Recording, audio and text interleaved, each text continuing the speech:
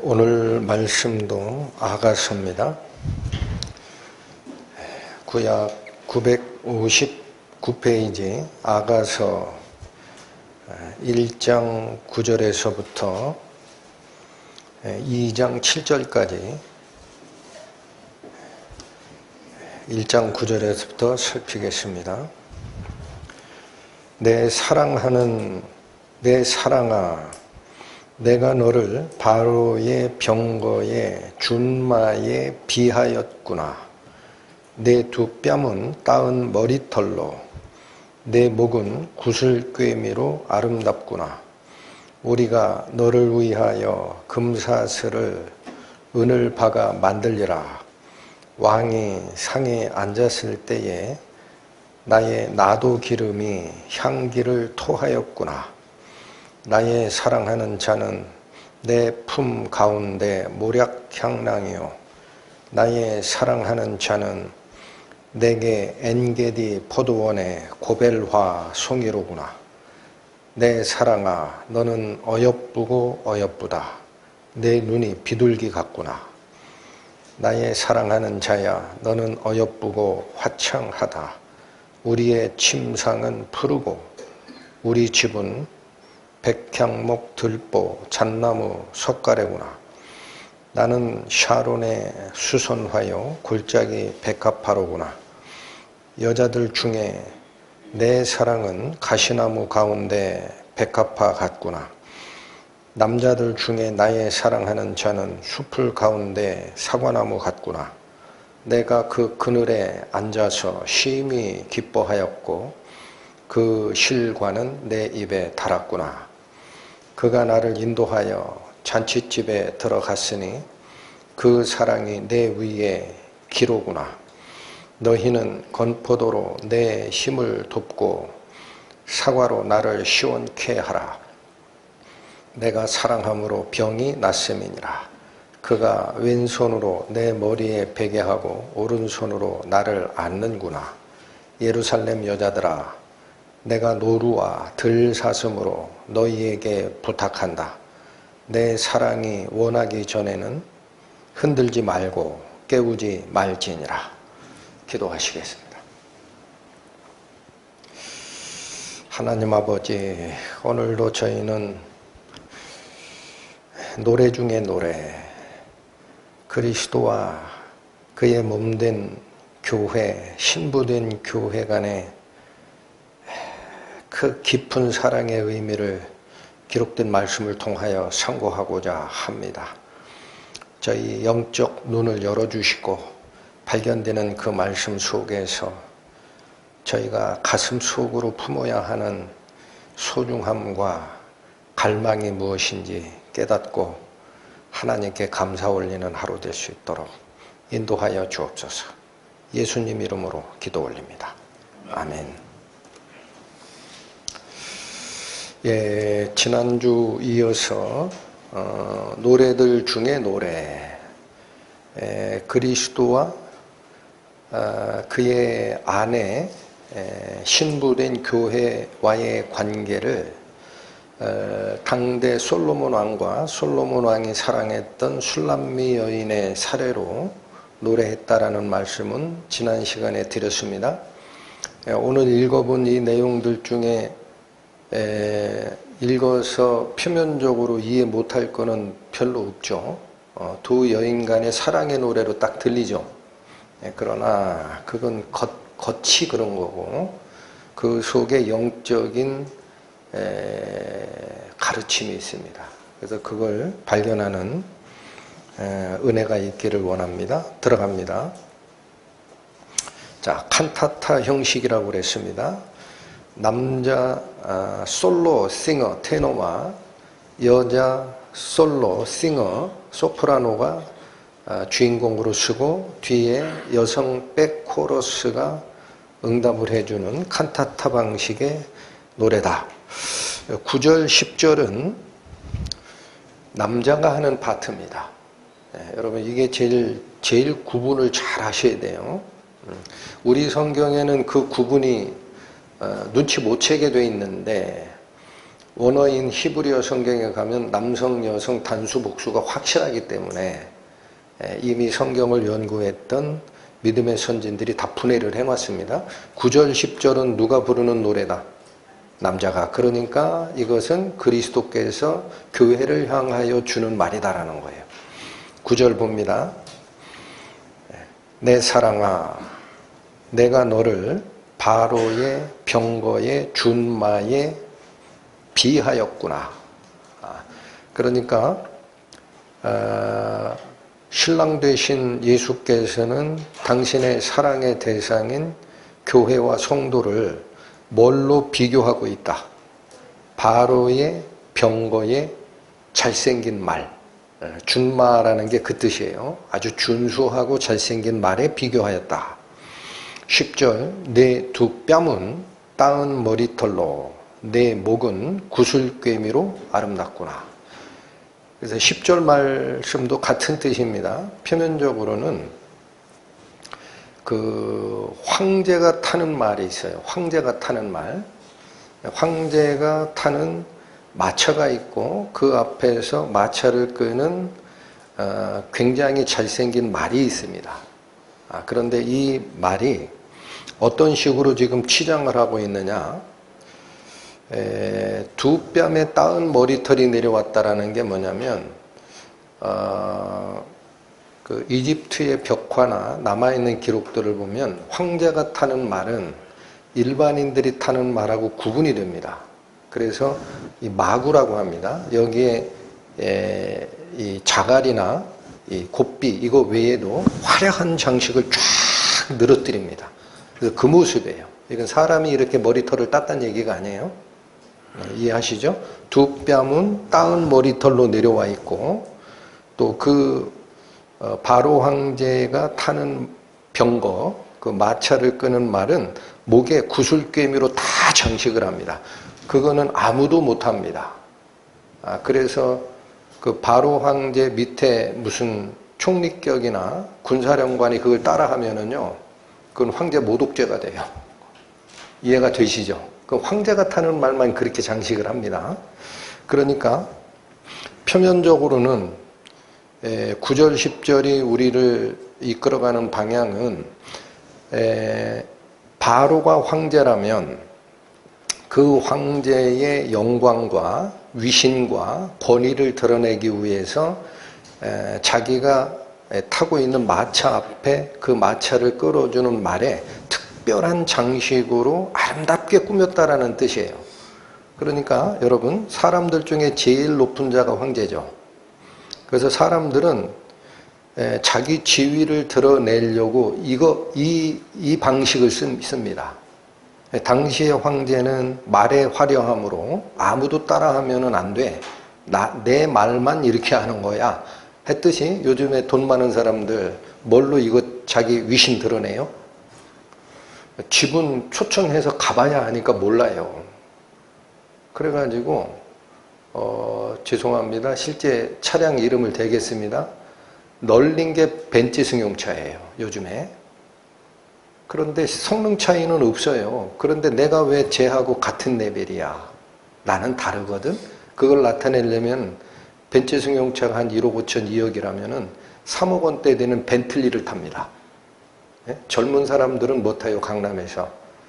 벤츠 승용차 그건 아무나 굴러다니는 걸로 보여요. 지금 너무 부자나, 우리나라가.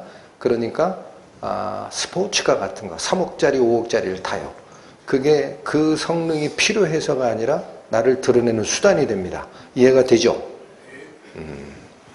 바로 황제의 마차의 준마다라고 하니까 이해가 안 되는데 그렇게 하는 거예요. 사람들은 자기의 위신과 영광을 드러내는데 치장거리로 이렇게 드러냅니다. 중요한 거는 여기 신랑께서 바로 그 당시에 가장 위대한 황제의 지위인 바로가 자기가 타는 마차 앞에 있는 말에 그 아름다운 치장장식으로 자기의 사랑 신부를 비유했는데 하나님은 당신의 영광을 어떻게 드러내실 것 같습니까? 어떻게 드러내실 것 같아요? 이게 제일 중요한 주제입니다. 오늘 말씀에. 비교만 한 거지 그렇게 아름답게 보이지 않냐 이 얘기입니다. 그렇게 영광을 그렇게 드러내는 게 사람의 속성인데 신랑 되시는 예수님은 주님은 자기의 사랑의 대상 교회 생명을 이어받고 새로 거듭난 그 신부된 교회들의 아름다움을 뭘로 이해를 할까? 치장이 아닙니다. 여러분 이게 오늘 본문의 핵심 중에 핵심이에요. 그래서 하나님은 당신의 영광을 드러내시기를 원합니다. 근데 방법은 치장해서 드러내는 게 아니고요. 당신의 영광을 드러내게 하기 위하여 지음을 받은 인간이 하나님의 영광을 포기하고 뒤를 딱 돌아서서 누구한테 갔어요? 자기 욕심을 좇아서 뱀의 밑으로 들어갔죠. 그 하나님의 영광이 사라졌어요. 그 하나님은 다시 방법을 어떻게 쓰느냐? 이건 고쳐서 못 쓴다라는 거예요. 고쳐서 쓴다, 고쳐서는 못 쓴다. 못 쓴다. 왜? 다 오염됐기 때문에. 그래서 하나님은 당신의 생명을 원하는 자를 불러내셔서 다시 심습니다. 이게 굉장히 중요한 복음의 핵심이에요. 당신의 생명을 주어서 심어요. 그리고 하나님의 영광의 그 속성을 다시 드러내라 라고 합니다. 그걸 통해서 하나님은 영광을 얻으십니다. 이게 다릅니다. 자, 여기 보십시오. 이사야서 61장 신약 1041페이지 펴보십니다. 이사야서 61장 이게 그리스도 메시아가 오셔서 우리를 구원하는 내용을 설명을 하는 거죠. 시간 관계상 3절만 읽겠습니다. 자, 무릇 시온에서 슬퍼하는 자에게 화관을 줍니다. 이 화관은 꽃으로 만든 관이에요. 그러니까 이건 기쁨으로 바꿔준다라는 뜻입니다. 그 죄를 대신하여 실학의 기름으로 마찬가지 뜻입니다. 죄는 언제 뒤집었어요? 애통하고 슬퍼할 때 죄를 뒤집었어요. 그러니까 그 죄 대신에 실학의 기름으로 머리에 발라줍니다. 이게 죽을 운명이 됐던 인간에게 생명의 기쁨으로 바꿔주는 과정을 그렇게 설명하는 거죠. 또 그 슬픔을 대신하여 무엇으로 입혀요? 찬송의 옷. 애통의 노래를 부르던 그 사람에게 하나님 감사합니다 라는 찬송의 옷으로 입혀요. 그래서 그 근심을 대신하고 여기까지가 죽을 운명을 살아난 기쁨으로 바꿔주는 과정을 설명하는 반복적 표현이었다면 그 뒤가 중요합니다. 그들로, 이게 그들이 누구예요? 예수께서 오셔서 슬픔에 잠긴 자, 애통에 잠긴 자, 죽음의 고통에 잠긴 자를 살아나는 기쁨으로 바꾸어준 그들입니다. 그들로 의의 나무, 표현이 재밌어요. 의의 나무래요. 그러면 의의 나무는 열매를 맺으면 죄를 맺어요? 의를 맺어요? 의의 나무, 이걸 다시 표현합니다. 곧 여호와의 심으신 바. 자, 이 의가 맺히는 나무는 하나님께서 다시 생명을 주어 심기 전에는 그렇게 안 됩니다. 그래서 이건 하나님이 심으신 바라 그래요. 하나님이 심으신 바, 그 영광을 나타낼 자라 일컬음을 얻게 하려 하심이라. 자, 하나님께서 당신이 영광을 받는 거는 이 방식으로 하신다라는 거예요. 그러니까 거치장이다. 거치장이 아니고 속에 있는 영이 하나님의 성품을 닮은 새로운 생명으로 바꿔져서 그 사람이 드러내는 의의 열매를 보고 하나님께 영광을 돌리도록 한다. 어디 쪽이에요? 거치장 아니고 내부적 변화다. 할렐루야. 요 얘기를 하신 거예요. 그래서 다시 옵니다. 아가서. 이게 영적 의미입니다. 그래서 9절, 10절이 남자 파트인데 요 얘기를 딱 듣자마자 11절은 백코러스입니다. 한마디로 여성 중창단이 뭐라고 하느냐. 우리가 너를 위하여 금사슬을 은을 박아 만들어줄게 그럽니다. 그러니까 자 여기 보시면 이거 재밌어요. 9절 10절이 표면적으로는 바로 황제가 타는 마차를 끄는 말, 그 화려한 장식이 너의 모습이야 라고 얘기를 신랑이 하니까 뒤에 듣고 있던 백코러스 여성 중창단은 그러면 신랑의 신부 될 이 술람미 여인이 아직 볼품이 없거든요. 그래서 뭐냐면 야 그러면 우리가 바로 황제의 말에 목에 거는 구슬 정도가 아니고 아예 은으로 만들어서 금사슬과 은으로 이 구슬꿰미 이걸 만들어 가지고 네 목에다 걸어줄 거야 이렇게 얘기합니다. 분위기가 이해가 되시죠? 문제는 여기입니다. 뒤에서 백코러스로 서 있는 중창단들은 9절 10절이 이해가 안 된 겁니다. 그래서 신랑이 하는 말을 고지고대로 듣고 야 그러면 바로 황제가 타는 말보다 더 휘황찬란한 금사슬 만들어서 걸어주지 뭐 우리가. 그 다음에 여기가 중요합니다. 사랑의 대상이 되는 신부가 하는 말이 12, 13, 14절까지입니다. 요거 표시를 해주시고 이걸 잘 보셔야 됩니다. 지금 신랑 되시는 예수님께 사랑을 받아야 될 자, 받을 자 예정된 이 예비 신부가 거치장을 얘기하느냐를 잘 보시라는 얘기예요. 살필 겁니다. 12절, 13절, 14절을 보면은 있죠. 아무것도 거치장을 하지 않아요. 그게 핵심이에요. 마음을 드립니다. 신랑에게. 자, 그 과정 살핍니다. 12절 보시죠. 왕이 상에 앉을 때에 나의 나드 기름이 향기를 토하였구나. 이렇게 얘기를 합니다. 여기서 상이라고 표현된 이 단어는 원래 히브리 원어적으로 얘기하면 둥그런 것을 얘기하는 용어입니다. 서클. 그래서 원탁이라고 보셔도 돼요. 원탁.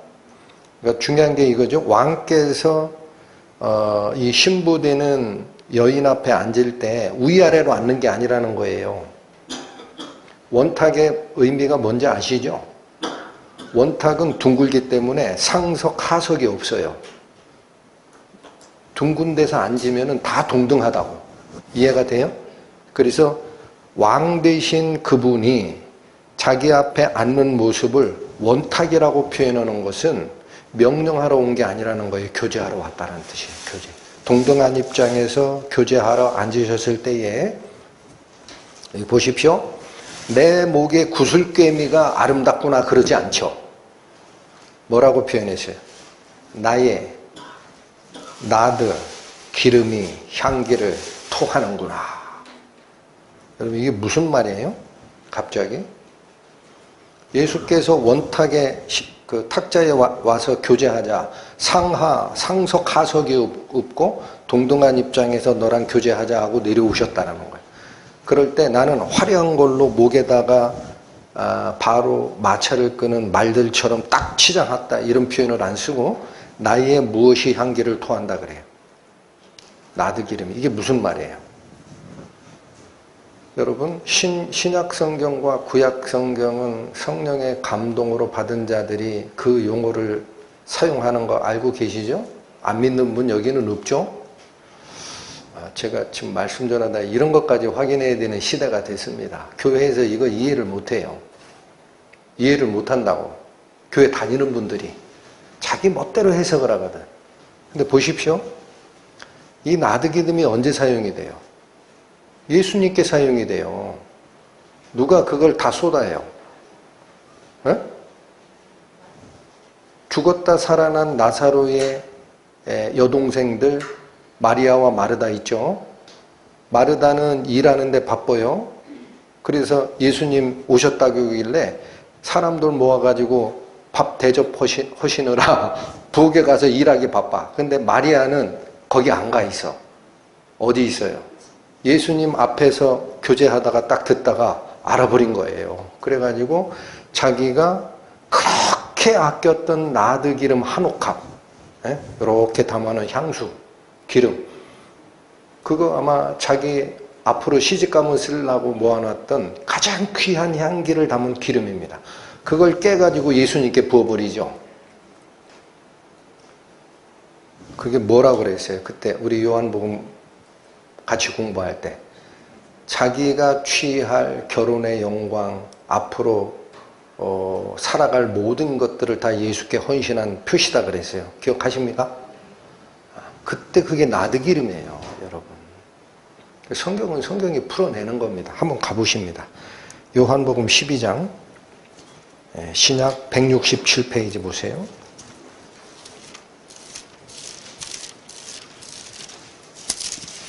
요한복음 12장 1절에서부터 3절 읽겠습니다.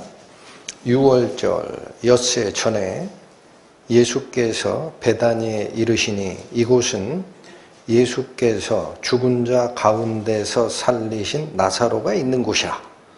2절 거기서 예수를 위하여 잔치할세 마르다는 이를 보고 나사로는 예수와 함께 앉은 자 중에 있더라.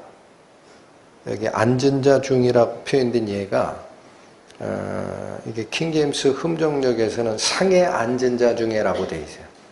그래서 지금 오늘 본문하고 비슷합니다. 왕이 상에 앉았을 때에. 근데 여기서는 살아난 나사로가 초점이 아니에요. 3절이 초점이에요. 3절 마리아는 지극히 비싼 향유 곧 순전한 나드한 것. 순전한이라는 것은 순도 100%입니다. 아무것도 섞이지 않아요. 순도 100%짜리 나드 한 근을 가져다가 예수의 발에 붓고 자기 머리털로 그의 발을 씻으니 향유 냄새가 집에 가득하더라. 여러분, 이게 예언이 되어 있는 거예요. 그러니까 오늘 본문에서 왕이 상에 앉았을 때에 나의 나드 기름이 향기를 토하였구나라는 이 말은 지금 신랑의 사랑을 갈구하고 있는 신부가 앞으로 내가 결혼할 때 쓰려고 모아놨던 그 모든 비싼 향유를 어디에다가 붓는 모습이에요? 예수님의 죽음 앞에 붓는 모습이에요. 여러분, 예수님이 이거 결혼하라고 부어준 거 아니죠, 마리아가. 뭐 때문에 이걸 깨서줬어요? 예수께서 죽을 걸 아시고. 다시 병행구절인 마태복음 26장 가보세요. 신약 45페이지 펴보십니다. 마태복음 26장 6절부터 다시 읽겠습니다. 마태복음 26장 6절 예수께서 베다니 문둥이 시몬의 집에 계실 때 한 여자가 매우 귀한 향유 한 옥합을 가지고 나와서 식사하시는 예수의 머리에 부으니, 여기서는 그냥 한 여자라고 했는데 요한복음에서는 이름이 드러났죠. 마리아입니다. 부으니 제자들이 보고 분하여 가로되 무슨 의사로 이것을 허비하느냐. 왜냐하면 향유 한 옥합이 순전한 나드 한 근이기 때문에 무지하게 비쌉니다. 몇 천만 원 가는 거예요. 쉽게 얘기하면 1년치 연봉도 넘어. 그거 왜 허비했냐. 그러니까 9절 또 한 번 얘기합니다. 이것을 많은 값에 팔아 가난한 자들에게 줄 수 있었겠도다 하고는, 그러니까 허비했다라는 거지. 예수님 발에다 깨서 부었으니, 자, 예수님 답변이 나오더란 얘기예요. 10절 예수께서 하시고 저희에게 이르시되 너희가 어찌하여 이 여자를 괴롭게 하느냐. 저가 내게 좋은 일을 하였느니라. 11절 가난한 자들은 항상 너희와 함께 있거니와 나는 항상 있지 아니하니라. 12절 이 여자가 내 몸에 이 향유를 부은 것은 나의 결혼을 위함이라? 네, 아니죠. 나의 장례를 위해서 그런 거다. 그러니까 자 보세요.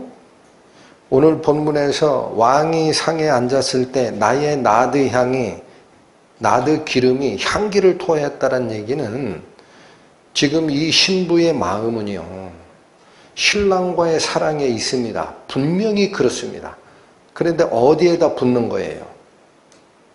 신랑의 죽음에 붙는 거예요. 왜 그래요? 이걸 모르면 오늘 본문을 남녀간의 사랑의 얘기로 읽고 만다고.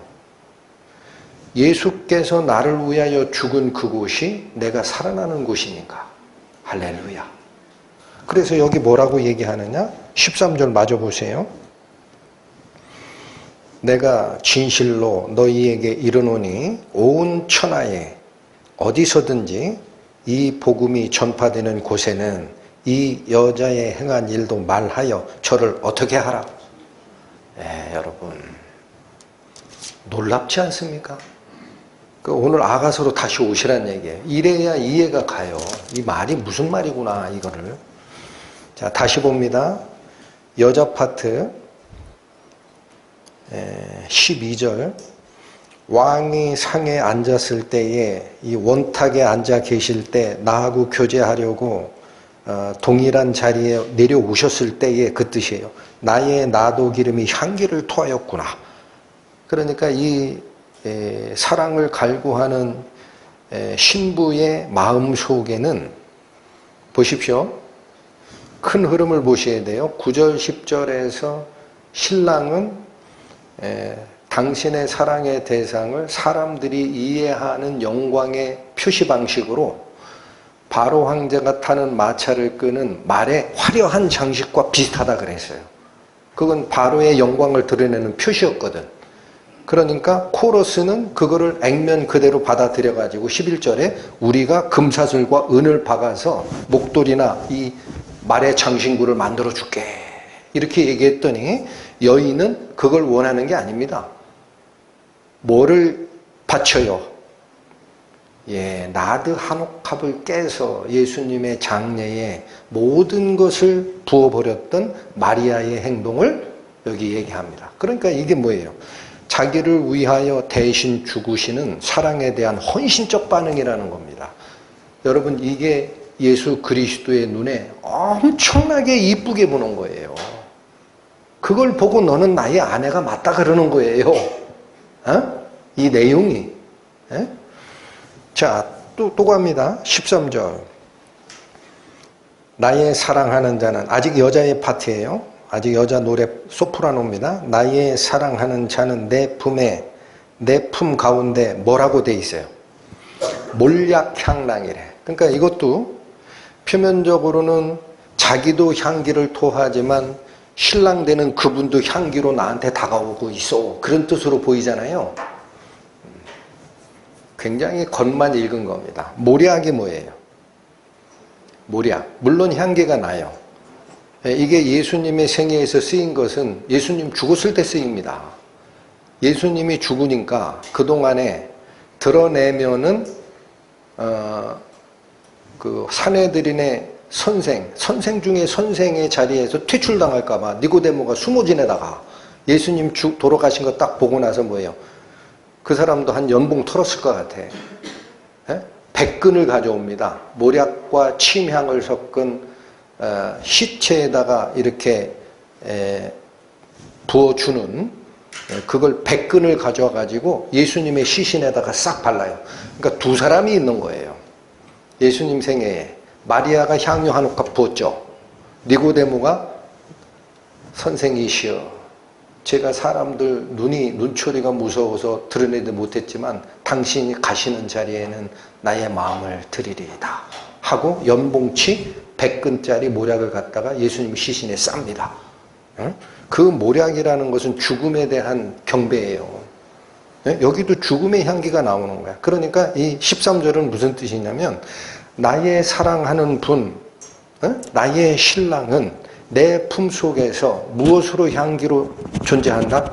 그분의 죽음이 가져오는 향기가 내 속에 있다라는 거예요. 갑자기 이 결혼식을 앞둔 신랑 신부가 왜 죽음 얘기합니까? 한 번 더 볼까요? 제가 억지 춘향으로 풀어내는 건지는 말씀을 다 들어보면 알아요. 14절 또 보세요. 13절을 14절로 다시 반복한 거예요. 13절도 내 사랑하는 자는 이렇게 시작하죠. 14절도 나의 사랑하는 자는, 그렇죠?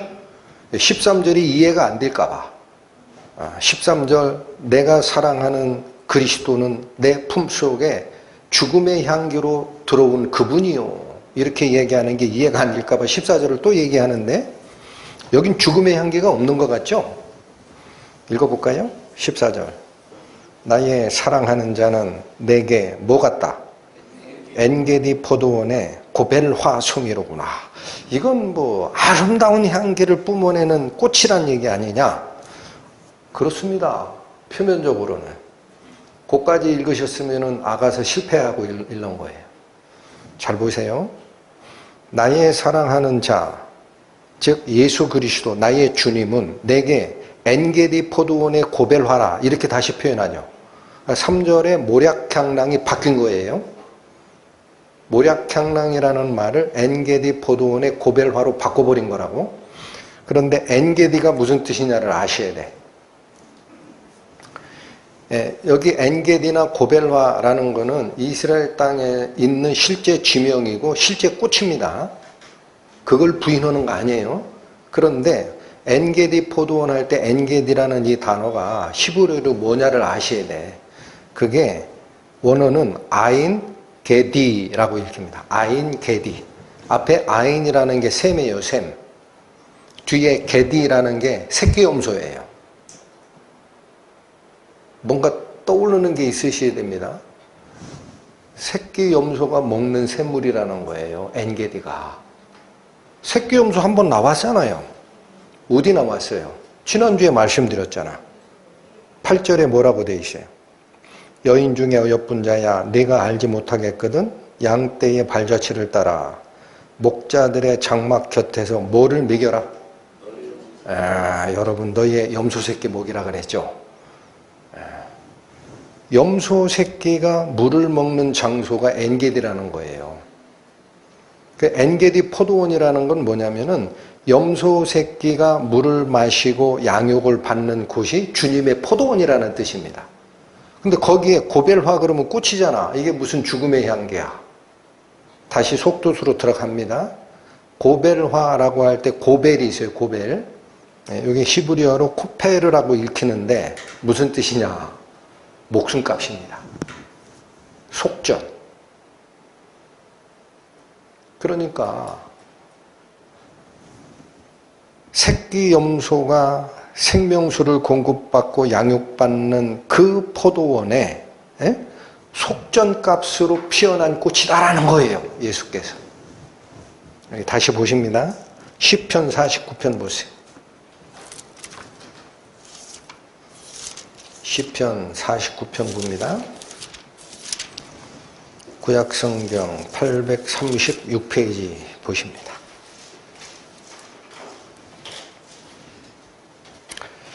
여러분 이 시편 49편은 저희가 복음 집회를 할 때 이 1, 2, 3절이 만민들아 들으라 기억나시죠?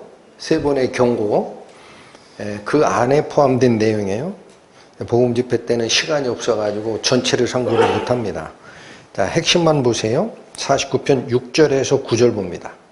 6절 자기의 재물을 의지하고 풍부함으로 자긍하는 자는 그러니까 돈 많다고 붕 떠가지고 내가 이 정도 돈은 있어 이렇게 하는 자를 얘기하는 거예요. 이들은 7절 아무도 결코 그 형제를 구속할 수 없습니다. 그러니까 이게 무슨 말 여기 다시 보세요. 이스라엘의 구약적 상황에서는요. 자기의 친척 형제가 남의 돈을 꾸어서 갚지 못하고 종으로 팔려가면 가장 가까운 형제나 친척이 돈을 갚고 그 자를 노예 상태, 종의 상태에서 해방시켜야 될 의무가 있어요. 이걸 뭐라고 하느냐? 속전이라고 합니다. 구속이라 그래. 그런데 7절 얘기는 뭐냐면 6절처럼 돈이라면 나한테 얘기하지 마. 그 정도는 있어. 라고 하는 사람이라 하더라도 7절 그 형제를 구속할 수 없다라는 거야. 그 돈으로는. 그 왜 그래요? 이거 영적인 얘기거든. 예? 이스라엘의 구약적 개념으로 빚져가지고 팔려간 사람 돈으로 갚고 가져오는 그 개념이 아닌 거예요. 그렇게 주는 속전이 아니라는 거예요. 그러면서 뭐라고 얘기하느냐. 7절 다시 읽으세요. 아무도 결코 그 형제를 구속하지 못하며 저를 위하여 하나님께 속전을 바치지 못할 것은, 관점이 살짝 바뀌죠. 속전을 누구에게 바칠 수 없다 그래. 네, 이거는 빚쟁이한테 못 바친다는 얘기를 하는 게 아니에요. 하나님께는 속전 드릴 수 없다. 그 돈으로는. 네, 여러분 여기 속전 나와요. 이게 뭐야? 고벨화 할 때 코페르야. 이해가 되세요? 이렇게 연결되는 거, 이게 목숨값이에요. 그래서 문제는 속전을 바치지 못할 이유가 있다라는 거예요. 이유가. 그 왜 그러냐? 8절. 저희 생명의 구속. 자, 종으로 팔린 것에 대한 인신구속을 풀어내는 거는 빚진 돈 갚으면 나오지. 인간 세상에서는. 그런데 여기 시편 49편에서 얘기하는 형제가 팔려갔을 때 값을 갚고 그 자를 풀어내는 그 개념이 하나님께 드리는 속전의 개념에서는 생명값을 내야 된다는 거예요. 돈으로 어떻게 생명값을 내요? 안 되지. 이해가 되세요? 그래서 9절 뭐라 그래요? 저로 영존하여 썩음을 보지 않게 못하리라. 그러니까 생명값, 하나님께 내는 생명값이 지불이 되면은 죽어야 할 자가 영원히 살고 썩지 않는 영생의 생명으로 회복되는 그 값을 치른다라는 거예요. 이거는 뭘 가지고는 안 된다. 6절 자기 재물을 의지하고 풍부함으로 이 정도는 돼야지. 니네들 5천억 벌어봤냐? 이런 거 가지고는 안 된다라는 거예요. 이때 뭐가 코페르다. 7절에 속전. 자, 이걸 가지고 오셔야 돼요. 그래서 고벨화라는 개념이 그거예요. 오늘 본문으로 오십니다. 아가서 1장 14절 다시 보세요. 나의 사랑하는 분은 나에게 엔게디 포도원의 뭐와 같다? 이거를 밝혀진 내용대로 바꿔 읽으면은 새끼 염소가 물을 먹는 샘이 있는 그분의 포도원에 목숨값으로 피어난 꽃과 같구나, 그 뜻이에요. 이제 분위기가 확 들어옵니까? 그럼 자 보십시오. 여자가 불러내는 칸타타의 12절, 13절, 14절에서 결혼에 대한 찬양이 있는 게 아니라 당신의 사랑의 대상, 그자의 사랑의 대상, 신랑, 예수 그리스도가 흘리신 또 겪으신 죽음에 대해서 자기가 나드 한 옥합을 깨서 바치는 그 헌신과 몰약향랑이라는 것은 예수님의 죽음에 대한 니고데모의 표시였잖아요. 그것과 또 하나는 새끼 염소가 가서 생명수를 마시는 샘이 있는 주님의 포도원에 목숨값으로 피어난 꽃과 같다라고 얘기하는 거더라 이거야. 그러니 이 신부는 신랑에게 뭐를 바쳤어요? 아름다운 목걸이로 바쳤어요? 마음을 드리는 거예요. 여러분, 그분이 나에게 베풀어 주신 대속적 죽음이 나에겐 너무 아름답습니다. 그거 외에는 내가 바랄 게 없나이다. 요 마음을 딱 받고 남자가 대답을 합니다. 15절. 이건 남자 파티예요. 내 사랑아, 너는 어여쁘고 어여쁘다. 내 눈이 뭐 같다? 여기 어여쁘고 어여쁘다라는 이 반복은 히브리적, 즉 이스라엘의 이 문장 표현 방식 중에 강조용법이에요. 어여쁘고 어여쁘다. 그러니까 12, 13, 14절의 고백을 딱 듣고 나서 신랑이 하는 얘기가 뭐냐면 왜 이게 아름답다고 그래요? 이 여인이 외모상으로 아름다워요? 지난주에 봤죠? 자기는 거무스름하다 그랬어요. 내 어미의 아들들이 자기 포도원에 나를 강제로 데리고 가서 노하여 나에게 일 시켜가지고 내 일광에 햇빛에 얼굴이 거무튀튀해지고 피부도 거칠거칠해. 그래서 뭐라고 그랬어요? 그게 무슨 장막 같다 그랬어요? 무슨 장막? 계달의 장막. 사막 유목 및 베두인이 거하는 장막집처럼 거무튀튀하고 까끌까끌하다. 그 외모가 아름답다는 얘기를 하는 게 아니잖아요. 이 신랑이. 뭐가 아름답다고 얘기했을까? 뒤에 나옵니다. 내 눈이 뭐 같다. 이게 무슨 뜻이에요? 여러분, 사람은 눈이 바라보는 게 인생의 목적이고 가치의 기준입니다. 근데 신랑이 보고 있는 이 신부의 마음은 외모적 아름다움에 꽂혀 있질 않고 자기가 죄인으로서 죽어야 된 그 운명을 회복하기 위해서 당신의 생명을 주고 돌아가셨던 신랑에 대한 그 애절한 마음 하나로 꽉 차 있어요. 그게 비둘기가 뭐를 상징합니까? 예수님 말씀하셨죠? 너희는 뱀같이 지혜롭고 비둘기같이 뭐하라? 순전하다. 때묻지 않은 거예요. 비둘기의 상징은. 그러니까 이 마음을 보고 12, 13, 14절에 신부가 드리는 마음을 보고 신랑께서는 너는 너무 아름답다라는 거예요. 너의 무엇이 아름답다? 너의 바라보는 눈이 순전한 비둘기처럼 나에겐 너무나 아름답구나. 이해가 되세요? 이게 결혼식 찬가로 이용이 되는 거다라는 거예요. 하나 재밌는 말씀 드릴까요? 결혼식 때 왜 죽음의 얘기를 자꾸 할까? 소프라노와 테너가. 제가 결혼할 때 교회에서 말씀 전하는 형제를 주례로 모셨거든요. 그때 우리 아버님께서 하나님 영접하기 전이야. 주례사를 하는데 우리 죄를 위해서 죽으신 예수님 막 나온 거야. 여기 앉아있던 시골에서 사셨던 우리 아버지가 복음을 모르는데 아니 좋은 날 왜 갑자기 죽는 얘기를 하느냐 이거지. 그래가지고 마지막에 다 주례사 끝나고 양가 부모님들 나오셔가지고 화객에 인사하세요 그랬더니 두 분이 안 나와. 저희 어머니가 나오려고 하는데 아버지가 어딜 일어나 그런 거야. 나중에 제가 궁금해서 물어봤어요. 집에 가서 아버지 그때 왜 안 일어나셨어요? 제가 굉장히 당황했거든.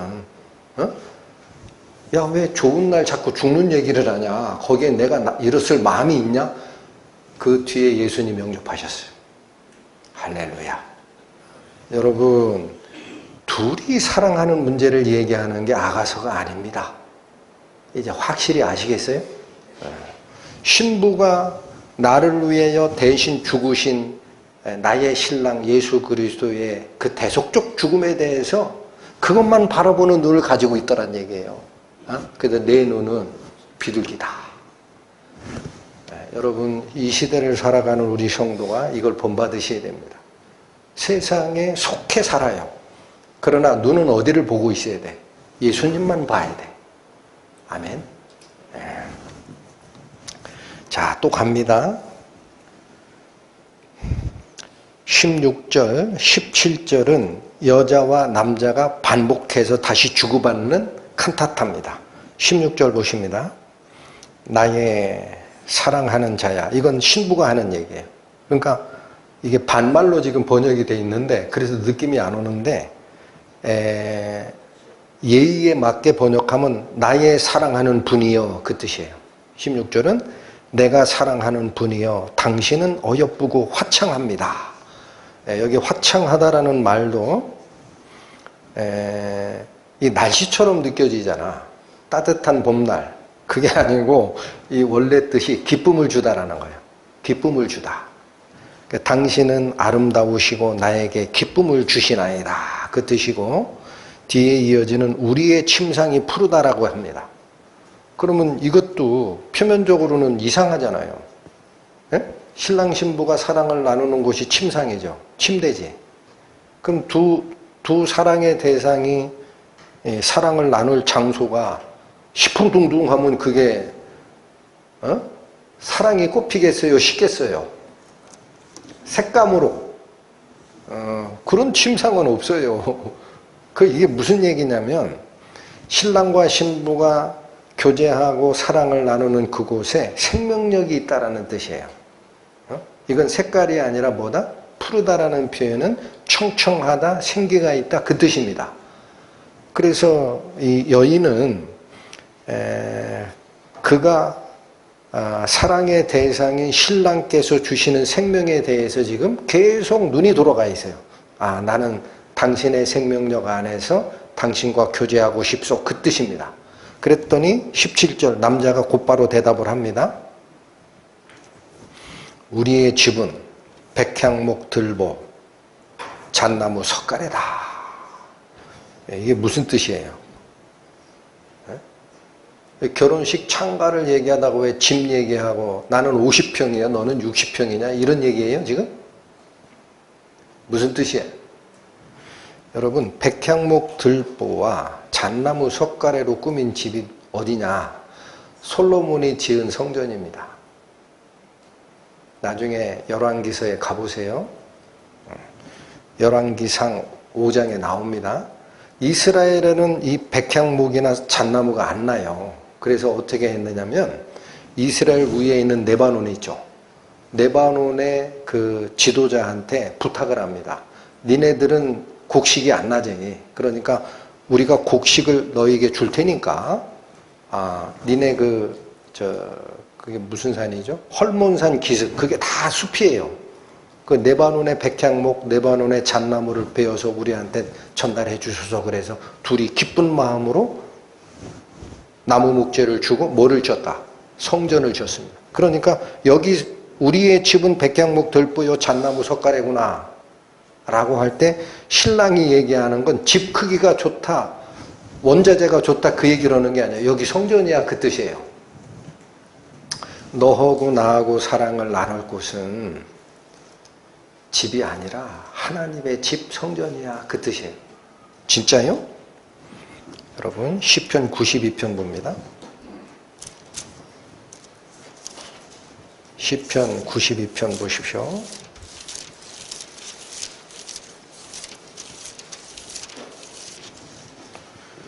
구약성경 870페이지 펴보십니다. 시편 92편 12절에서 15절까지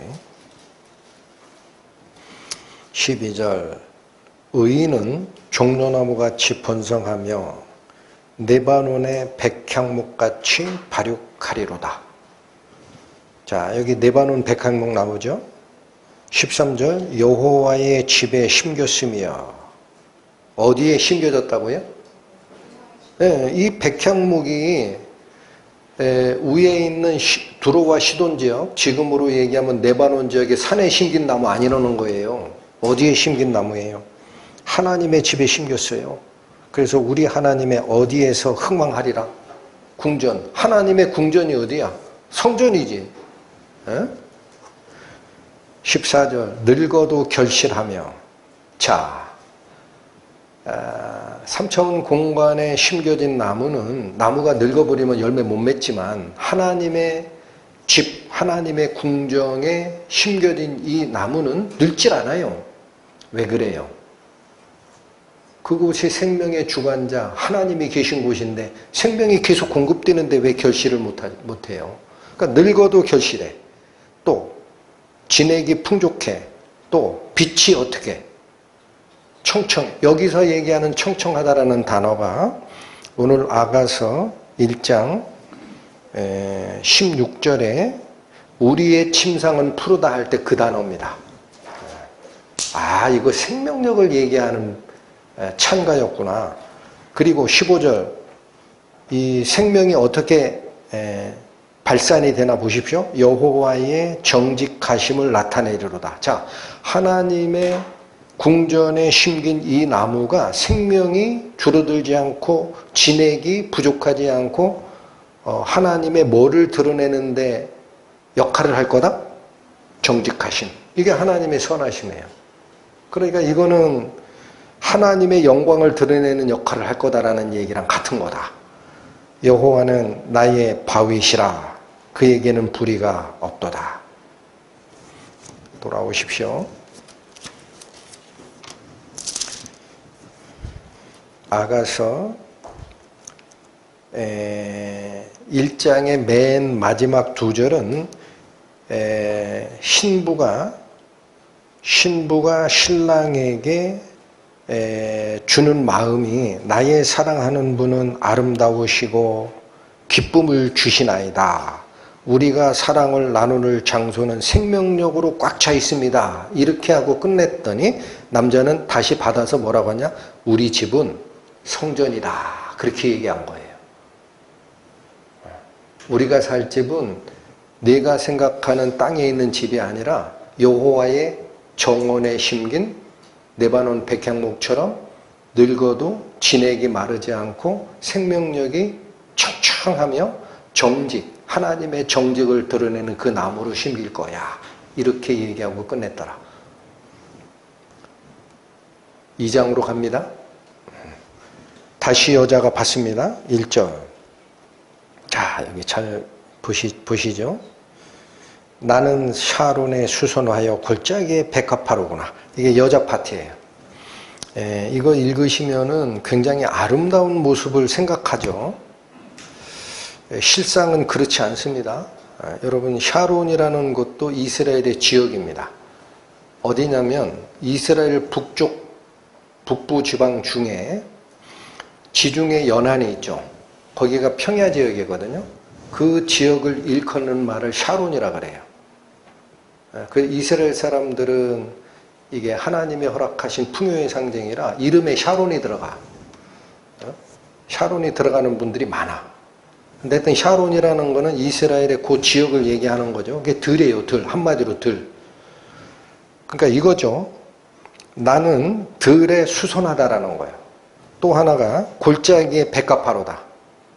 그러니까 샤론 들 지역에 피는 수선화이고 또 들 지역이 아니라 산악 지역도 있을 수 있죠.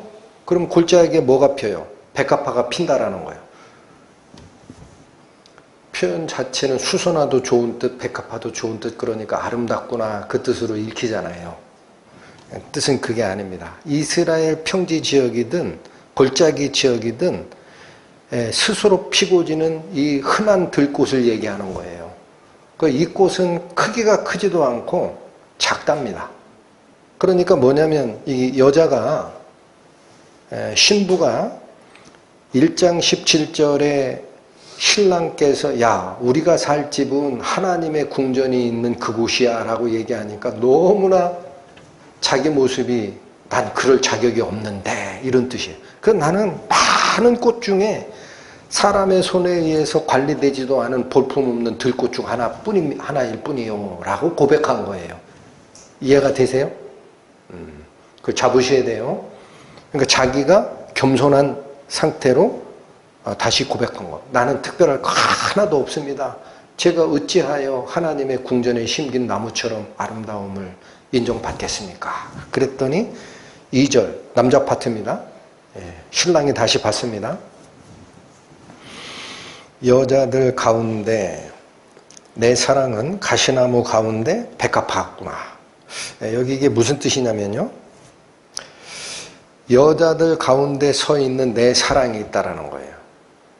그런데 이 모습이 뭐라고 표현되느냐. 가시나무 가운데 서 있는 백합화 한 송이 같다라는 거예요. 그러니까 여기 보십시오. 1절에서 여자는 자기의 신분을 뭐라고 얘기했어요? 뛰어나다 그랬어요. 흔히 볼 수 있는 들꽃 중 하나일 뿐입니다라고 그랬어요. 후자죠. 그러니까 자기를 높이는 마음이 없어요. 겸손해요. 그랬더니 신랑 되는 이 예수님께서는 뭐냐면 아니라는 거야. 아니야. 그게 아니야. 여자들 가운데 있는 나의 사랑은 내 눈에 보기에는 어떤 모습으로 보이느냐. 가시나무가 많아요. 그 중에 여기 그냥 백합화로구나라고 되어 있는데 원어는 한 송이가 들어갑니다. 유일하다는 뜻이에요. 예? 가시나무 중에 백합화들 같구나가 아니에요. 가시나무 가운데 있는 하나의 백합화로구나라는 거예요. 원어가. 그러니까 이 신랑의 눈에는 샤론 지역, 평야 지역에 피는 수선화 혹은 골짜기 지역에 피는 백합화 보잘것없고 크기도 보잘것없고 사람의 눈에 띄지도 않는 그런 흔한 꽃 중에 한 송이가 아니라 신랑의 눈에는 이 여인은 뭐로 보여요? 여자들 중에 너만 딱 한 송이가 보인다라는 거야. 다른 게 다 가시덩굴이더라도 너는 나의 눈에 딱 하나의 뭐와 같이 보인다. 여러분, 예수님이 당신의 배우자 되는 교회를 이렇게 보는 겁니다. 이렇게 보는 거예요. 그래서 남자가 장성하여 부모를 떠나 여자와 합하여 한 몸을 이루라. 이 비밀이 크도다. 내가 그리스도와 교회에 대하여 말하노라. 신랑은 모든 여자를 눈독을 들이고 있는 게 아닙니다. 누구만 이렇게 이쁘게 봐요. 그렇죠. 예수께서 베풀어 주신 대속적 죽음, 그 생명이 있는 곳, 그곳에 나의 나드향을 다 뿌려도 좋다라고 하는 그 헌신의 마음을 가진, 순전한 눈을 가진 비둘기처럼 그 마음을 보시고 예수님은 딱 박수를 치는 거예요. 내 눈에 너밖에 안 보인다. 흔한 꽃 중에 꽃이 아니야. 너는 나에게는 가시나무 가운데 유일하게 딱 서 있는 백합화 같이 보여. 우리가 이런 칭찬 들으면 얼마나 좋을까요? 또 갑니다. 3절. 자, 여자가 다시 받아요. 남자들 중에 나의 사랑하는 자는 숲을 가운데 사과나무 같구나. 자, 많은 여자들 중에 유일한 나의 사랑은 가시나무 덜기 중에 피어있는 한 송이 백합화다. 이렇게 유일성을 인정해주는 신랑의 고백을 딱 받자마자 여인의 마음도 다시 갑니다. 뭐라고 표현한다? 남자들 가운데 있는 나의 사랑하는 자. 그러니까 이 여인도 남자들이라면 다 좋다라는 게 아니에요. 누구 하나만 바라보고 있어요. 그렇죠. 요 신랑 되실 예수님. 남자들 가운데 있는 나의 사랑하는 자는 숲풀 가운데 사과나무 같다. 여기도 마찬가지. 숲풀 가운데 있는 사과나무 들이다 아니에요. 여기도 하나의 사과나무라고 되어 있어요. 원어가. 그러니까 신부의 눈에도 신랑만 보이는 거예요. 근데 비교가 참 재미있어요. 다른 남자들은 그냥 숲풀이야. 그런데 신랑 되실 예수님은 뭐로 보여요? 사과나무로 보여요. 이게 무슨 차이예요? 예? 자, 유실수가 있고 무실수가 있어요. 사과나무 열매를 맺는 이것은 생명이 유일하게 열매를 맺는 나무. 그게 하나의 사과나무라고 돼 있으니까. 근데 나머지가 가지가 푸르고 이 등치가 큰 나무들이 서 있어도 거긴 생명이 없다라는 거야. 이해가 되시죠? 그러니까 이 여인이 신랑을 보고 있는 이 순전한 비둘기 같은 눈으로 보고 있는 그것은 뭐냐면 아름다운 풍채나 이 백향목처럼 큰 나무, 거기에 관심 있는 게 아닙니다. 이 신부는 뭐에 관심이 있어요? 열매 맺히는 그 능력. 이걸 찬양하더라. 한 번 더 3절 후반절. 내가 그 그늘에 앉아서 심히 기뻐하였고 그 실과는 내 입에 달았구나. 그래서 이 여러 나무들이 살아가는 숲을 가운데 유일한 사과 맺는 이 나무, 이분 밑에서 그 그늘에 앉아서 심히 기뻐하였고, 이건 쉼을 얻었다라는 거예요. 여러분, 예수께서 우리에게 주는 선물이 그겁니다. 내 멍에를 베고 내게 배우라. 무거운 짐진 자들아. 자, 처음부터 다시. 수고하고 무거운 짐진 자들아, 내게로 오라. 내가 너희를 쉬게 하리라. 내 멍에는 가벼우니 내 마음이 쉼을 얻으리라. 기억하세요? 예수께 가면 첫 번째 얻는 선물이 이겁니다. 죄짐으로부터 해방된 기쁨, 이게 쉼을 얻는 기쁨이고, 그 뒤에 말씀, 그 실과는 내 입에 달았구나. 이건 뭐예요? 죄짐으로부터 해방되고 나서도 우리는 영적 양식을 먹어야 됩니다. 근데 그 영적 양식이 이 사람 입에는 어쩔 수 없이 먹는다, 쓰지만 내가 약이니까 먹는다, 그런 표현 안 쓰죠. 입에 달라 그래요. 여러분, 이게 구원받은 자가 첫 번째 바뀌는 겁니다. 구원받은 자가 첫 번째 바뀌는 게 뭐냐면 하나님 말씀이 너무 달아요. 처음에는 잘 모를 수도 있어. 젖 먹는 때는. 아기 낳고 한 1년 정도 돌쟁이까지 우유만 먹기 때문에 자기 입맛을 몰라요. 근데 그 이후에 이유식하고 음식을 씹어먹기 시작하면서 자기 입맛을 찾아가. 그 단계에 됐는데도 불구하고 성경 말씀이 재미가 없다. 그 위험 신호입니다. 위험합니다. 이 여인만 그런 게 아니에요. 그건 공통분모야. 자, 그래서 계속합니다. 4절. 그가 나를 인도하여 잔치집에 들어갔으니 그 사랑이 내 위에 기로구나. 자, 이게 상징적으로 돼 있어 어렵죠.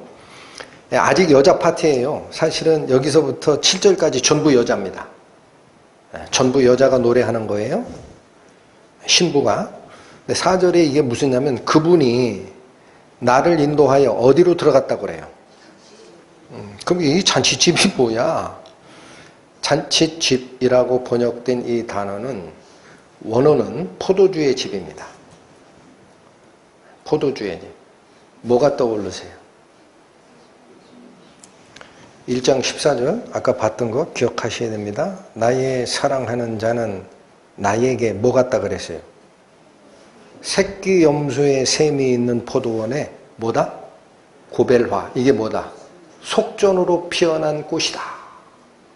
그러니까 예수님의 오늘 성찬식 하실 건데 연결이 다 됩니다. 예수께서 성찬식을 할 때 떡을 나눠주고 포도주 잔을 돌리면서 하신 말씀이 의미가 그거예요. 내 살을 먹어야 너희가 생명을 유지할 수 있어.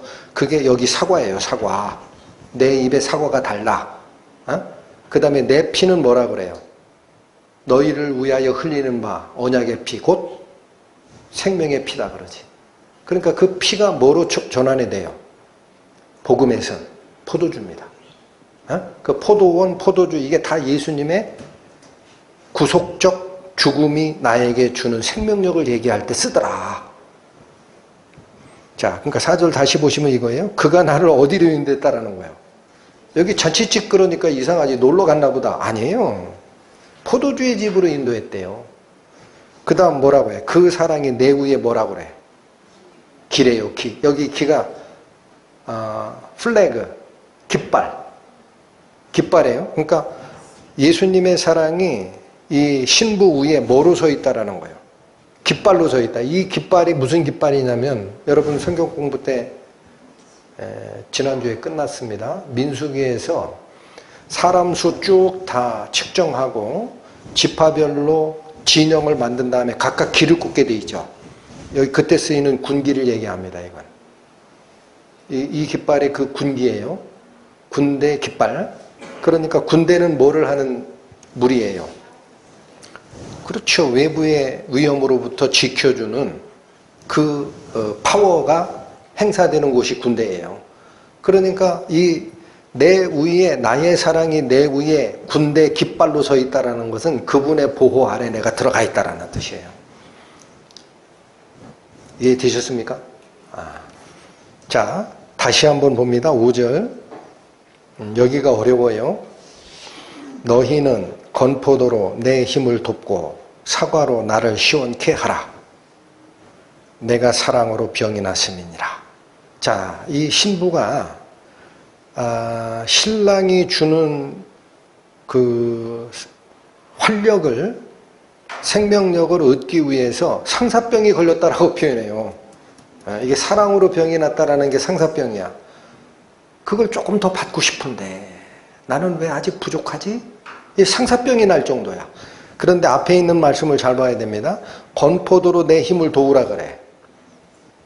여기는 마른 포도라고 되어 있지만은 포도가 뭐를 상징한다 그랬어요? 예수님의 보혈입니다. 그러니까 건포도는 싱싱한 포도가 지난 다음에 나오는 게 건포도잖아. 시간이 좀 지나면, 그죠? 상징적 의미는 뭘 것 같습니까? 내가 구원받을 때는 포도주를 직접 얻어요. 구원받은 후에는 그 포도주가 과거 경험입니다. 그렇다고 이 포도가 필요 없는 게 아니에요. 계속 예수 그리스도께서 나의 죄를 위해서 흘리신 보혈의 상징은 나에게 힘을 주는 겁니다. 그걸 잊어버리면은 구원이고 뭐고 없는 거예요. 그러니까 그 건포도로 내 힘을 도우라. 너희의 구원을 위해 예수께서 흘리신 피의 흔적을 잊지 마라. 그 뜻이에요. 그게 너에게 힘을 줄 것이고 사과로 나를 시원케 하라 그래. 사과가 뭐라고 그랬어요 아까?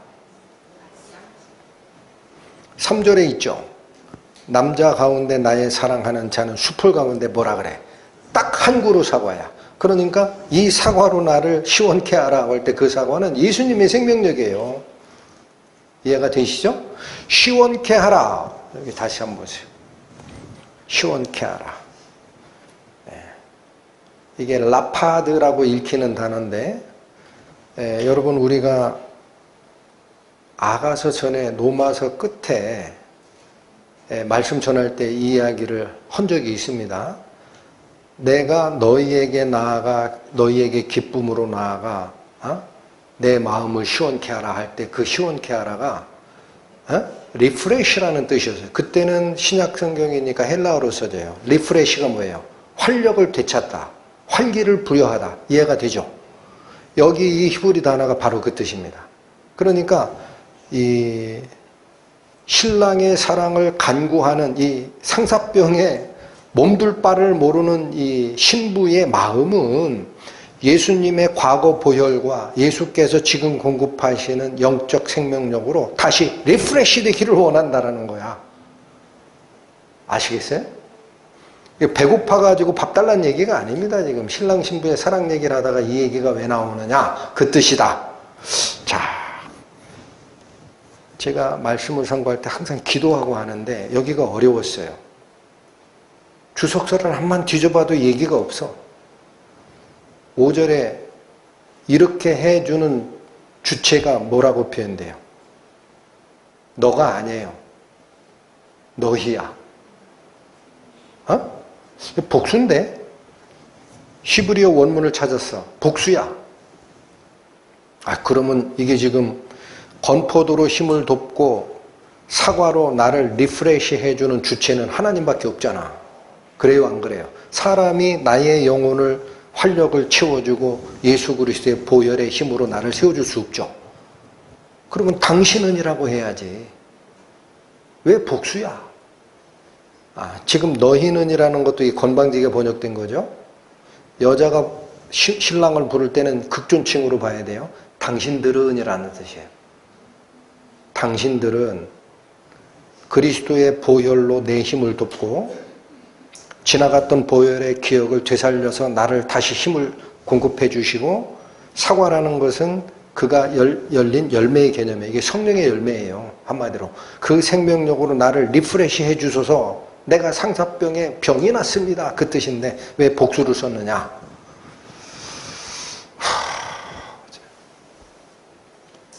이 역사가 성자 하나님 단독의 역사가 아니라는 사실입니다.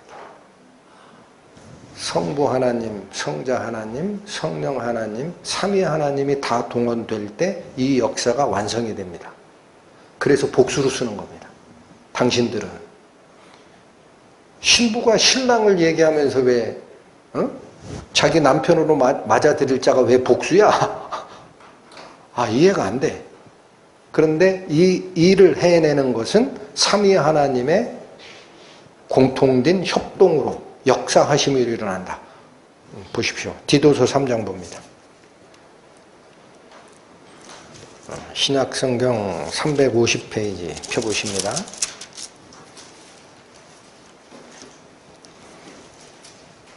디도서 3장 4절에서 7절 봅니다.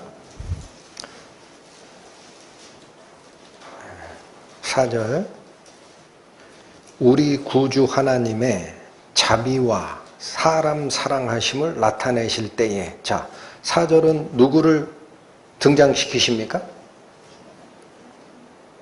성부 하나님을 등장시키신 거예요. 성부 하나님께서 자비와 사람 사랑하심을 드러내실 때가 있다라는 이야기입니다. 그 다음 5절 우리를 구원하십니다. 근데 뭘 가지고 구원해야 되느냐? 목숨값을 내놔야 돼요. 그래서 우리의 행한 바 의로운 행위로 말미암지 아니하고, 그건 값이 될 수 없어요. 뭘로 합니까? 오직 그의 긍휼하심을 조차 두 가지가 사용이 됩니다. 중생의 씻음과 성령의 새롭게 하심. 여러분, 중생의 씻음이라는 것은 죄 씻음을 얘기하는 다른 표현이에요. 죄가 어떻게 씻겨요? 죄가 어떻게 씻겨요? 예수님의 피 흘리심으로 씻죠. 이게 성자의 역할이에요. 또 성령의 새롭게 하심 있죠. 여러분 여기 이게 바로 리프레쉬예요. 성경을 잘 보셔야 됩니다. 지금 디도서 3장에 4절부터 7절까지의 말씀에 성삼위 하나님이 다 등장합니다. 그리고 우리를 구원하시는 역사를 하는데 성령의 역사가 새롭게 하심, 리프레쉬 하는 것, 여기에 적용이 됩니다. 하셨나니 6절 성령을 우리 구주 예수 그리스도로 말미암아 우리에게 풍성하게 부어주사. 성령은 그냥 오시는 게 아니에요. 그리스도를 통하지 않고는 은혜의 성령이 우리께 올 방법은 없어요. 그 이미 요한복음에서 예수께서 말씀 주셨죠? 제자들한테 뭐라 그래요? 얘들아, 내가 아버지께로 지금 갈 거야. 그런데 너희는 걱정하지 마라. 내가 아버지께로 가면은 나 대신 보혜사를 너희에게 보낼 것이다.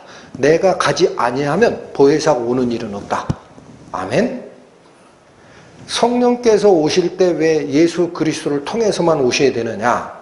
예수 그리스도께서 지불하신 생명의 속전값이 전제가 깔리지 않으면 성령의 은혜는 올 수가 없습니다.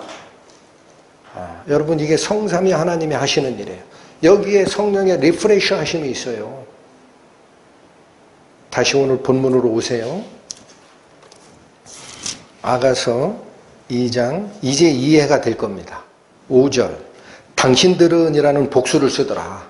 당신들은 건포도로 내 힘을 돕고, 그러니까 이게 저는 굳이 그렇게 이렇게 자를 필요는 없지만 건포도로 내 힘을 돕다라는 것은 보혈의 능력이에요. 그 예수님께서 하신 역사야. 그 다음에 사과로 나를 시원케 하라. 사과라는 것은 그 살아난 생명이 영양을 공급받는 과정을 설명할 때 쓰는 힘의 원천이거든요. 여러분, 그러면 이것도 생명의 말씀을 내가 읽는다고 생명력이 들어오는 게 아니에요. 누가 깨우쳐 주시기 전에는 말씀의 비밀 모릅니까? 성령께서. 예수님이 그러셨잖아. 성령 그가 오시면 자기 말을 하는 게 없다. 성령 그가 오시면 자기 말을 하는 게 없고 내가 너희에게 일러준 말을 생각나게 하시리라. 아멘. 그게 그 역사라는 거예요. 아, 이게 성삼위 하나님의 역사를 표현한 거구나.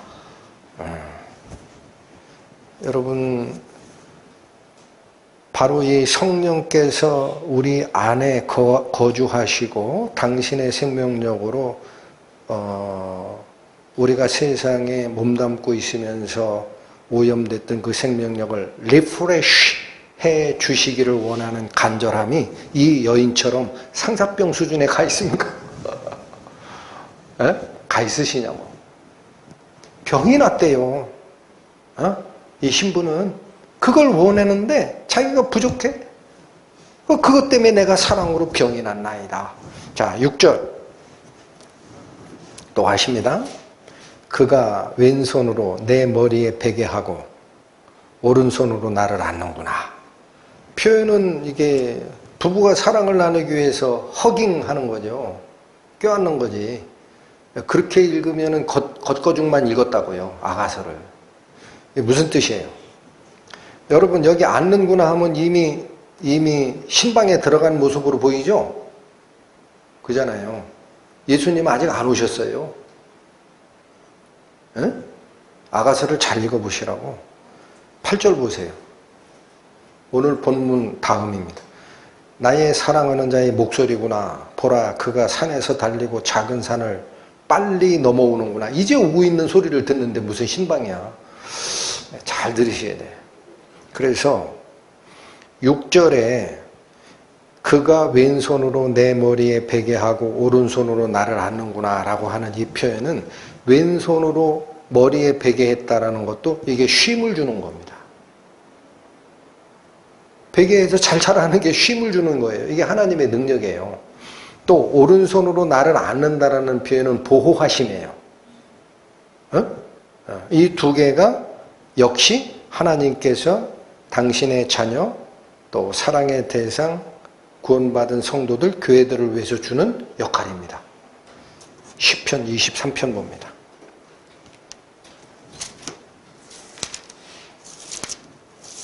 시편 23편 은혜 많이 받으셔야 됩니다. 영적인 언어는 마음을 열고 들으셔야 들려요. 시편 23편 구약 817페이지 펴보십니다.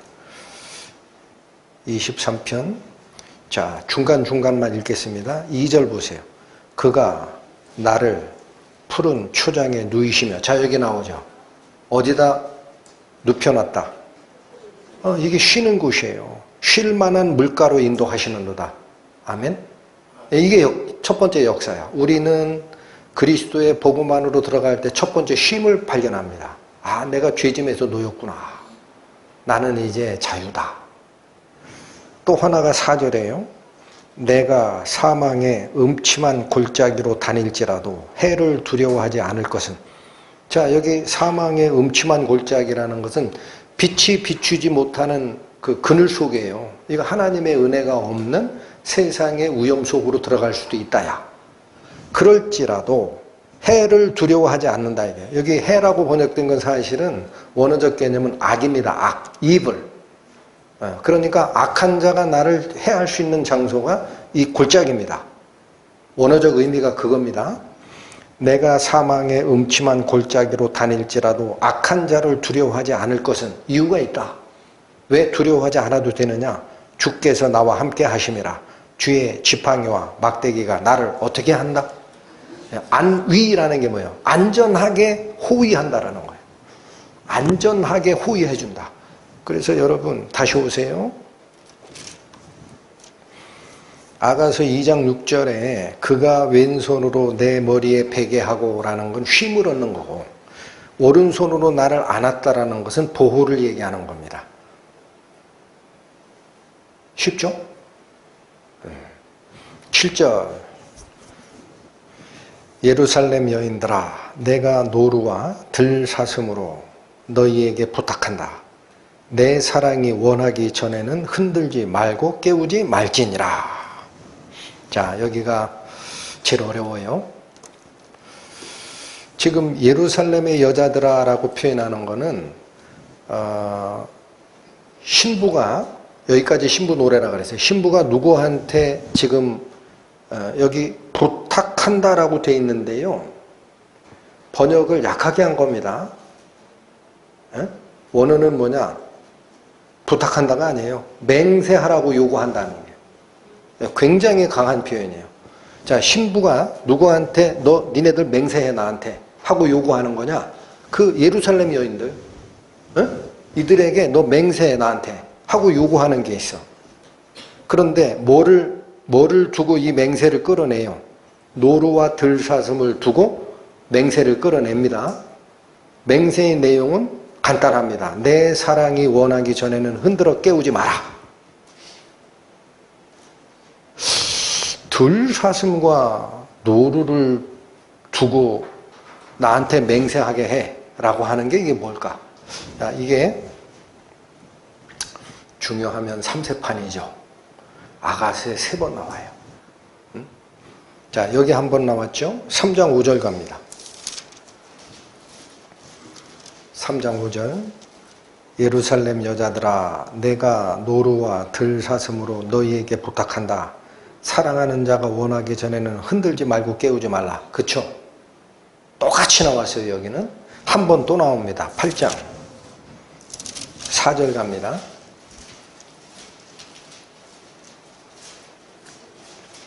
여기는 노루와 들사슴은 빠져요.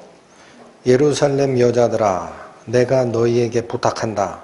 나의 사랑하는 자가 원하기 전에는 흔들지도 말고 깨우지도 말라. 오케이? 여러분 아가서가 3번을 얘기하는 것은 중요할까요? 중요치 않을까요? 말해 뭐합니까? 무슨 뜻일까? 갑자기 여러분 노루와 들사슴이라는 거는요 성경을 풀어낸다 그랬어요. 뒤에 보면은 예수님에게 쓰여요. 응? 자 8절 아까 보셨는데 다시 보세요. 나의 사랑하는 자의 목소리구나. 보라 그가 산에서 달리고 작은 산을 빨리 넘어오는구나. 9절 나의 사랑하는 자는 뭐와 같다? 노루와도 같고 어린 사슴과도 같아서. 이 노루랑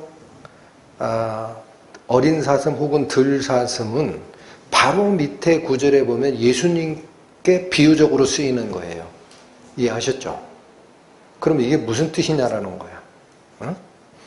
여러분 노루나 들사슴은 생태적 속성이 있습니다. 굉장히 주의를 경계를 합니다.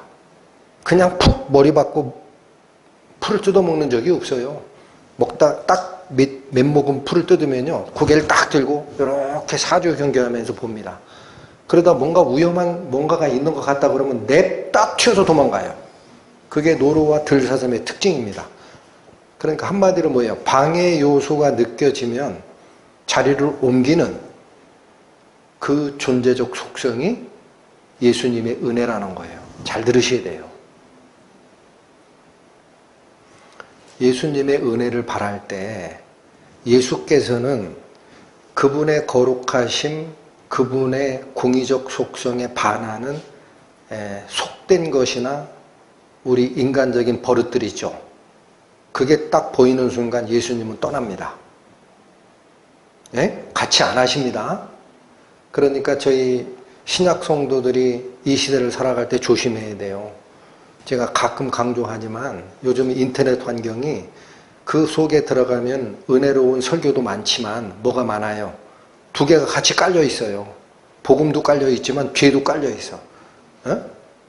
그거 몇 번 이렇게 보다 보면은 한 30분 가거든요. 아 이거 뭐가 이상하다 그러면 끊으세요.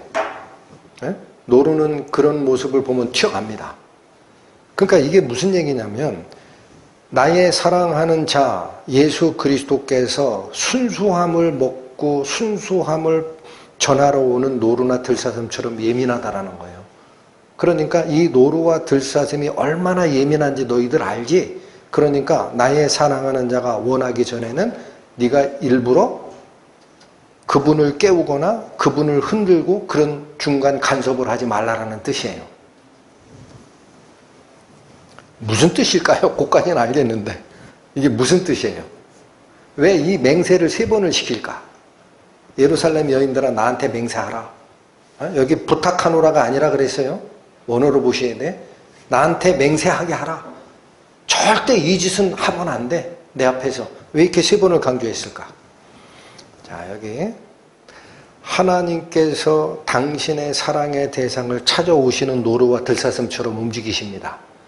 그런데 방해 요소가 있을 때는 안 오시기도 하고 그러니까 그 노루와 들사슴을 나의 사랑으로 받아들일 때 내가 그 요구사항에 만족치 않으면 이분이 튀어 도망가니까 다른 사람의 도움을 받을 수 있느냐라는 거야. 여기 예루살렘의 여자들이라는 것이 백코러스입니다. 같은 존재로 봐요. 아까도 뭐라고 그랬어요? 신랑이 나의 사랑하는 내 신부는 바로가 타는 마차의 아름다운 말과 같다. 그래서 따은 머리가 볼때기를 따라 흘러내리고 목에는 이 장식품인 구슬이 너무나 아름답다. 이렇게 얘기했더니 백코러스가 당장 하는 얘기가 뭐예요? 야 우리가 금사슬과 은으로 너 목걸이 만들어 줄까? 그러잖아. 근데 신부는 그거 받아요? 안 받아요? 아니잖아요. 그거 필요 없다. 예수 그리스도께서 나를 위하여 죽으신 그 향랑 그 가슴에 간직하는 거고 내 나드 향이 나의 사랑 앞에서 향기를 바라고 그분은 엔게디 포도원에 고벨화 목숨값으로 피어난 꽃이요.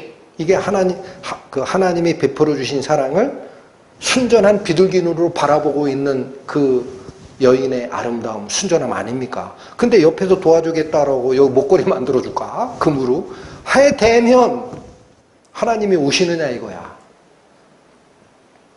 이게 이제 이해가 되셨어요? 그렇게 하지 마라.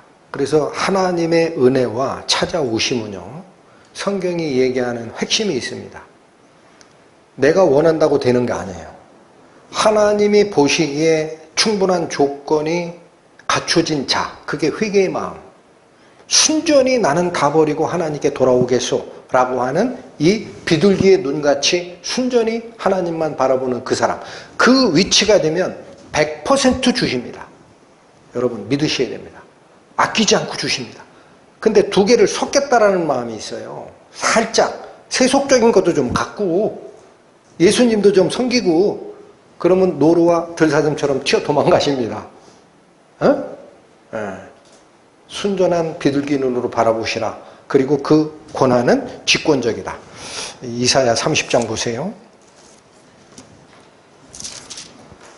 구약성경 1000페이지입니다. 딱 떨어지네, 페이지 수가. 구약성경 1000페이지, 이사야 30장 15, 16절 보십니다. 15절, 주 여호와 이스라엘의 거룩하신 자가 말씀하시되. 자, 거룩하심을 강조하죠. 속된 거 인정, 용납 안 하시는 분이다라는 뜻입니다. 이스라엘의 거룩하신 자가 말씀하시되 너희가 돌이켜. 먼저 뭘 해야 돼요? 회개해야 돼요. 이걸 보시는 거예요. 돌이켜 회개하고, 그 다음이 어려웠어요. 안연히 처하여야 구원을 얻을 것이라. 두 가지 요구하는 거예요, 하나님이. 첫 번째는 돌이키라야. 두 번째는 네가 하려고 하지 마라. 안연히 처하다라는 건 가만히 있으란 얘기예요. 네가 노력하려고 하지 말고 가만히 있으라. 그게 무슨 소리야? 네, 뒤에 또 나옵니다. 이렇게 어려운 거는 성경이 2번 설명한다고 알려드렸어요. 다시 보세요. 구원을 얻을 것이요, 뒤에 또 나옵니다. 잠잠하고 뭐 하여야? 자, 이건 믿음밖에 없다라는 거예요. 여러분, 내가 노력하고 해서 안 되는 거예요. 하나님의 은혜는. 하나님을 믿는 거예요. 나는 할 수 없습니다. 하나님, 전적으로 당신을 신뢰합니다. 그래야 너희가 해야 할 것이거늘. 이 사람들이, 이 당시 이스라엘 사람들이 이거를 어겼어요. 보세요. 너희가 원치 아니하였다. 그거 아니야. 하나님만 가만히 믿고 바라면 뭐가 되냐? 하늘에서 떡이 떨어지냐? 땅에서 돈이 나오냐? 그래서 이 사람들 행동을 옮겼어요. 16절, 이르기를 아니라 우리가 말 타고 도망하리라. 외부적 위험이 온 상황에 이사야에서는 이게 북이스라엘의 멸망 근처입니다. 아시리아가 침범한다라는 소리를 들으니까 하나님 믿는 대로 돌아가는 마음을 돌린 게 아니라 야, 도망가자 한 거야. 움직이자 한 고로 너희가 도망할 것이요. 그래, 그게 네 운명이 된다. 운명이 될 거다. 또 이르기를 우리가 빠른 짐승을 타리라 한 고로. 뭐예요? 쫓아오는 아시리아 군대보다 빨리 도망가면은 벗어날 수 있거든. 그렇게 했는데 뭐냐? 너희를 쫓는 자가 빠르리라. 안 된다. 네가 해결하려고 하는 그 마음 버려라. 17절. 이건 그냥 생략하겠습니다. 한 사람이 꾸짖은즉 1000사람이 도망하겠고 5이 꾸짖은즉 너희가 다 도망하겠고. 이 얘기는 아시리아 군대하고 맞서봐야 아시리아 군대 한 명이 너희 1000명을 대항할 수 있다. 그런 얘기예요. 네가 못 이겨. 그런 얘기야. 자, 이거 넘어오세요. 이게 뭐냐면 하나님을 믿을 때에 두 가지를 요구한다라는 거예요. 하나님께서 첫 번째 회개하라. 두 번째 반성문 쓴 수준으로 안 돼. 이렇게 반성문 쓰시는 분 많아. 나는 아무것도 할 수 없나이다. 당신만 믿겠습니다. 이렇게 하라. 그게 하나님의 은혜가 우리에게 오는 통로가 된다. 자, 사도 바울도 똑같은 얘기합니다. 갈라디아서 봅니다. 갈라디아서 신약 302페이지 펴보십시오. 1장 1절. 사람들에게서 난 것도 아니요 사람으로 말미암은 것도 아니요. 두 가지 부인하죠. 사람에게서 난 것이 아니다라는 건 출처가 사람이 아니라는 거예요. 출처, 근원이. 또 사람으로 말미암은 것도 아니다라는 거는 과정도 사람이 개입되는 게 아니다라는 거예요. 이해되셨죠? 네. 사람이 근원, 출처가 되지도 않고 사람이 과정에 개입하는 것도 아니다라는 거예요. 그럼 뭐냐? 오직 예수 그리스도와 및 죽은 자 가운데서 그리스도를 살리신 하나님 아버지, 즉 성자 하나님과 성자 하나님의 부활을 책임졌던 성부 하나님, 이 두 분을 호출한 겁니다. 그리스도와 그리스도를 살리신 아버지로 말미암아 바울은 사도의 직함을 받았다라는 거예요. 우리는 뭐를 받아요? 그리스도와 아버지 하나님의 뜻에 의해서 우리는 뭐를 받아? 생명을 얻는 거지. 아멘? 네. 그러니까 이 말씀을 다시 준비하다가 저는 제가 설교 중에 가끔 말씀드리는 건데, 유명한 목사님한테 가서 안수기도 받고 구원받았다라는 그런 거 속은 거예요. 예? 정신 차리시라고. 그건 그렇게 나오는 거 아니에요. 예수 그리스도 아버지 하나님으로 말미암지 않고는 사람이 뒤에서 옆에서 도와준다고. 그러니까 예루살렘 여인들아, 신부가 3번을 맹세시키잖아. 내 사랑이 원하기 전까지는 깨우거나 흔들지 마. 니네가 도와준다고 되는 거 없어. 그러다가 죄를 가까이 아니하시는 순전한 노루와 들사슴의 속성을 가지신 나의 사랑 예수께서는 도망갈 거다. 이게 마지막 경고 문구로 들어와 있다는 사실까지 살폈습니다. 기도하시고 마치겠습니다. 하나님 아버지, 오늘도 그리스도와 신부된 교회 간에 서로 사랑의 노래를 통해 신부된 저희 성도들이 마음에 어떠한 아름다움으로 장식해야 하는가 하는 것을 배웠습니다. 황제의 그 화려한 말의 장식이 필요한 게 아니고 당신께서 베풀어 주신 대속적 죽음에 대한 열망과 헌신과 또 그 이후에 생명을 얻게 하는 성령의 활력 주심을 상사병이 날 정도까지 간절히 원했던 신부의 그 모습을 보고 신랑께서 너는 어여쁘고 어여쁘다. 내가 비둘기 눈 같다 라고 하신 칭찬의 말씀 주심을 알았습니다. 이 시대를 살아가는 저희 성도들도 비록 몸은 세상에 몸담고 살아가나 눈과 마음만은 순전하게 하나님을 향하게 하여 주시고 당신의 뜻에 따라 날마다 새로워지는 저희 될 수 있도록 은혜를 더하여 주옵소서. 예수님 이름으로 기도 올립니다. 아멘.